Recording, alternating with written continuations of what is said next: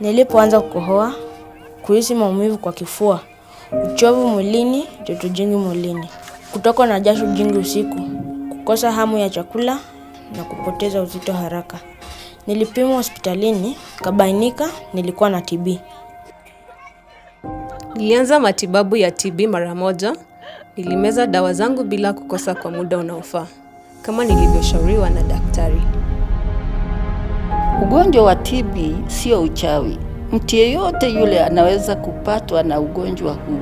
Lakini ukimeza dawa vizuri, TB inatiba. Nilitibiwa TB, nikapona na niko sawa. TB inatiba. Pata matibabu bila malipo katika hospitali zote za umma. Tujijali, tumalize TB. Ujumbe huu umeletwa kwako na Wizara ya Afya na washirika wake.